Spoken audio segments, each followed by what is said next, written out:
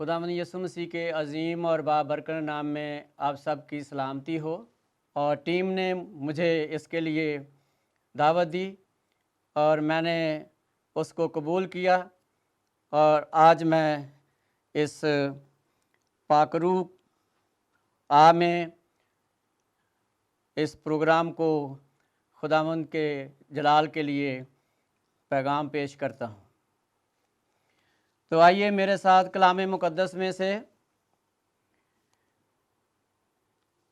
یوحنا رسول کی انجیل،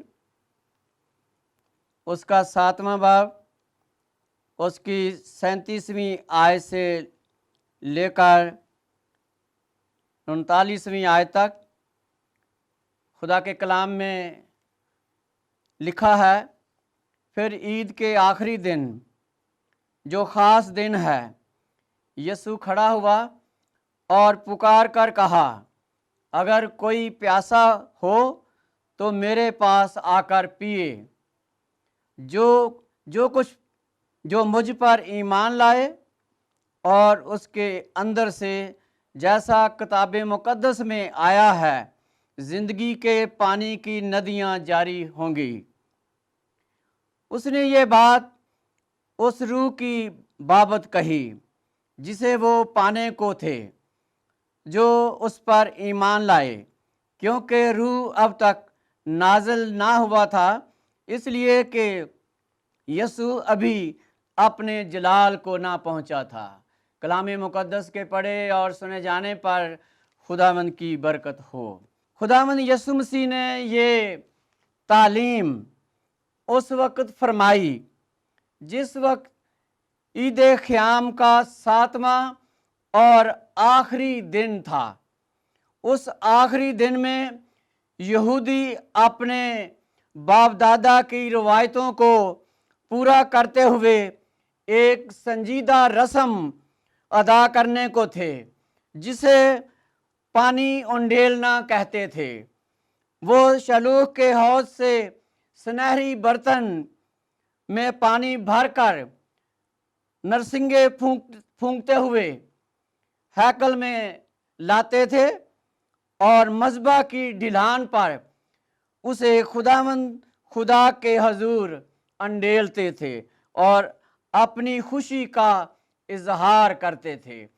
تو اس موقع پر خداوند یسوع مسیح کھڑے ہوئے اور پکار کر فرمایا، اگر کوئی پیاسا ہو تو میرے پاس آ کر پیے۔ جو مجھ پر ایمان لائے گا، اس کے اندر سے، جیسا کتاب مقدس میں آیا ہے، زندگی کے پانی کی ندیاں جاری ہوں گی۔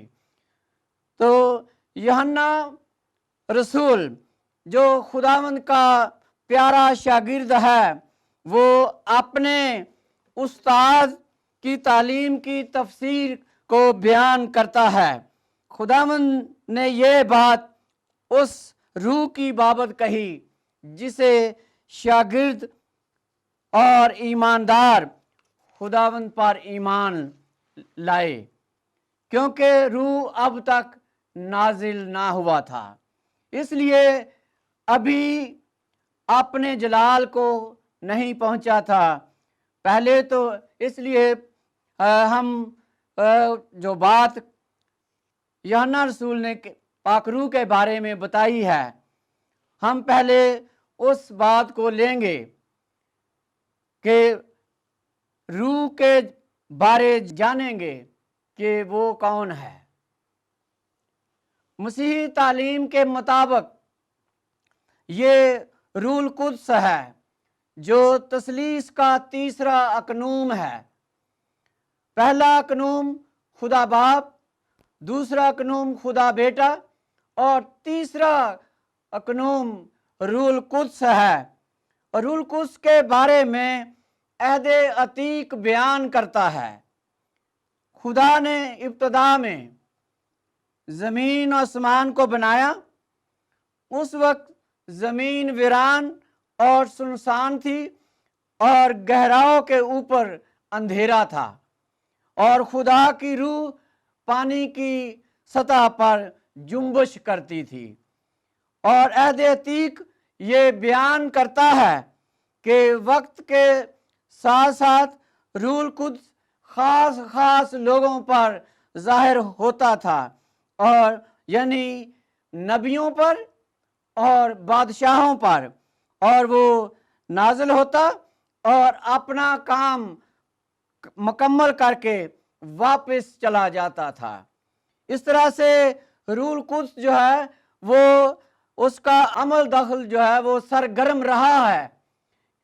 اور پھر عہد عتیق میں یوئیل نبی کی معرفت خدا نے آخری زمانہ میں اس نے وعدہ کیا کہ آخری دنوں میں ایسا کروں گا کہ ہر فرد بشر پر میں اپنی روح نازل کروں گا، تمہارے بیٹے اور بیٹیاں نبوت کریں گی، اور تمہارے بوڑھے خواب دیکھیں گے، اور تمہارے جوان رویا۔ ان دنوں میں خدا کا کلام فرماتا ہے کہ ان ایام میں غلاموں اور لونڈیوں پر اپنی روح نازل کروں گا۔ یہ خدا کا کیا ہوا وعدہ پورا کب ہوا اور کب سے پورا ہو رہا ہے، ہم اس پر غور کریں گے۔ جب خداوند یسوع مسیح جس کام کے لیے باپ کی طرف سے بھیجے گئے تھے اس کو تمام یعنی مکمل کر کے اپنے باپ کے کیے ہوئے وعدے کو پورا کیا، اور اس نے فرمایا خداوند یسوع مسیح نے کہ میں باپ سے درخواست کروں گا کہ وہ تمہیں دوسرا مددگار بخشے گا، اور وہ وعدہ عید پینتیکوست کے موقع پر پورا ہوا، جب 12 شاگرد اور 108 کی تعداد یعنی 120 کی ایماندار جماعت ایک بالا خانہ میں وہ دعا میں مشغول تھے، تو روح القدس ان پر نازل ہوا اور روح القدس ان کے اندر بسا رہا۔ وہ پاک روح کی معموری سے خدا کے نام کو جلال دیتے رہے، اور اس وقت سے روح القدس جو ہے وہ ان ایمانداروں کے اندر بسا ہوا ہے جنہوں نے خداوند یسوع مسیح کو دل کی گہرائیوں سے اپنا نجات دہندہ قبول کیا ہے۔ تو میرے عزیزو، جب آپ خداوند یسوع مسیح پر ایمان لا چکے ہیں تو اس ایمان کی بنیاد پر نئی زندگی میں داخل ہو چکے ہو، اور اس وقت سے روح القدس آپ کے اندر سکونت کر رہا ہے۔ اس لیے خداوند یسوع مسیح پر ایمان لانے والوں کو فکر اور گھبرانے کی ضرورت نہیں، وہ مایوس نہ ہوں کہ روح القدس ملا ہے یا نہیں۔ تو میں آپ کے سامنے ایک حوالہ رکھوں گا۔